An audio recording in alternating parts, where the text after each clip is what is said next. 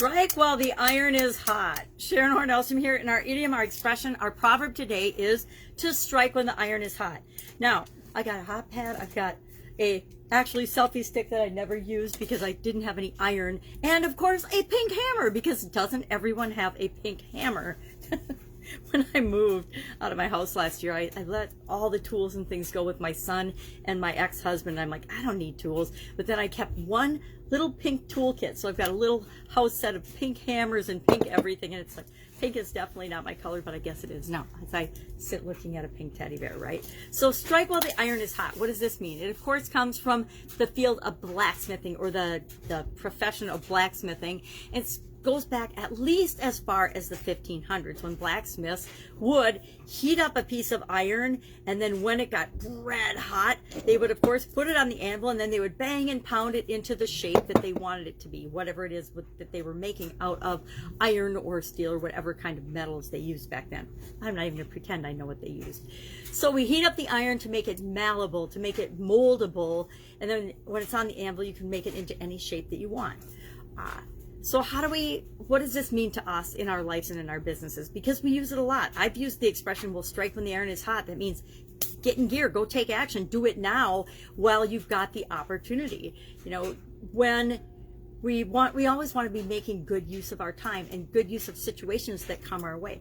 Opportunity. A lot of people like to say, oh, it's a once in a lifetime opportunity. And I say there's no such thing as a once in a lifetime opportunity, especially when we're in the present and we're looking back and saying, oh, if I would have bought such and such stock 20 years ago, I'd be a millionaire. If I would have done this business, married this person, taken this chance, this is how much better off my life would be. Nope. Don't know that for sure. You might have done that thing and it might have absolutely epically failed. So hindsight is not a good way to decide when we should have struck when the iron is hot. We need to learn, as business owners especially, to act decisively and to take action when opportunity arises. Will we take all the right actions? No, I don't know. Maybe you have, but I certainly haven't in my career and in my life and in my businesses, the different businesses that I've been a part of and that I have owned and operated and run. I've gone after different opportunities and they've fallen flat on my face. And then I've gone after other opportunities in a light way, thinking, oh, maybe this isn't really for us, but let's see what happens, only to win one of the biggest opportunities, the biggest deals in that business or my career. So we want to learn how to and make sure that we're acting decisively. We want to be openly looking for and open to opportunities so that when they come our way, we'll actually recognize and see them. I believe that we have around us all the time infinite possibilities and infinite opportunities swimming around our heads, swimming around us. But until we're ready, until we become the person we need to become, the leader, the business that we need to become, we won't even see those opportunities. They'll go to other people who are ready. They'll go to other businesses that are in a position to take and put that idea into play right now. And as we become more ready, as we grow and develop and get better at seeing opportunities, they become available to us and we take advantage of them. We also want to remind ourselves that this strike while the iron is hot reminds us to act, number one, take action, make decisions, make choices, but also to act now. The only time we can ever act, the only time we can ever affect change or do anything is in the present moment. I remember reading Eckhart Tolle's book, The Power of Now, or whatever it's called now. But whatever. I remember reading that and thinking, all right, this man sat on a bench for 2 years and wrote this book about now. So obviously the present moment and now is very, very important.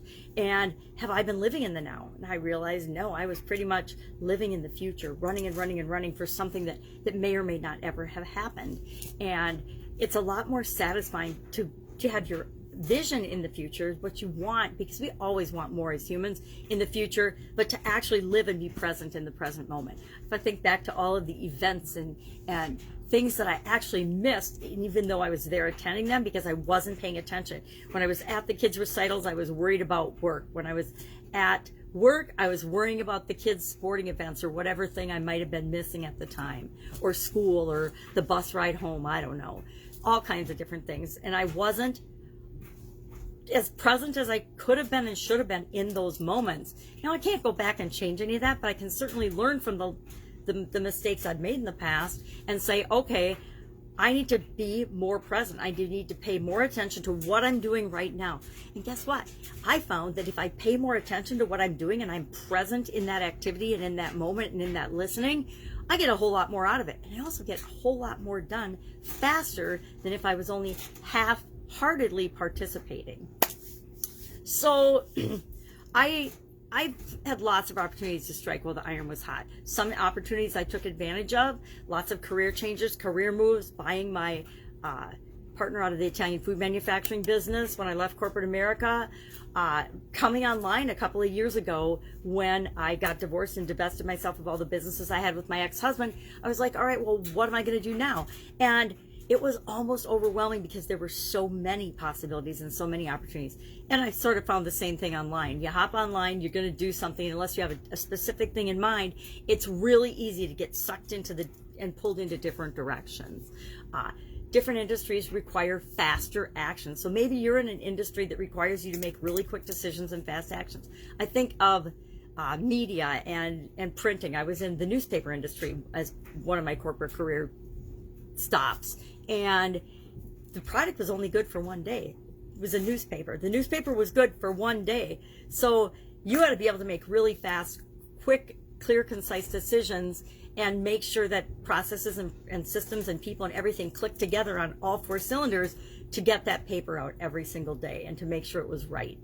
And there's other industries where they have, massive lead times. I think of Elon Musk and his space things, and electric cars and everything. They have a much longer lead time to create, so you have more time to make decisions and choices. But you have to decide to strike when the iron is hot. When the opportunity first shows itself, you want to jump into that opportunity. Because as much as people like to say there's room for everybody, and there is in the world, there's usually only one true industry leader in an area or in a niche, or in a market. And once that industry leader gets in and makes their foothold and makes themselves known, they usually end up with such an advantage that everybody else is just playing catch up and me too. So there's a couple of ways you can approach that. You can be that person, be that category king, be that industry leader, or you can create your own micro niche and kind of pare down to who you serve and what you do and specialize, and you can become the category king, the number one provider and the number one service or product provider in that specific area. And then if you get that number one position, it's a lot easier to be a big fish in a little pond, so pick the pond you want, than a little fish in a big pond. It's a lot more profitable. It's also a lot more fun. So I'd love to know your experience with this particular idiom or expression, strike when the iron is hot. Like I said, all of us, I'm sure, have stories about when we have taken advantage of things and it's worked out well for us, and then when we've said no and passed on things. Since 2010, I've said no to a lot more things than I've said yes to, but I think 2021 is going to be the year that I flip that around and I start saying yes to more things so that I can show up in a bigger, better way. All right, have an awesome day. I will, of course, be with you tomorrow for another interesting idiom.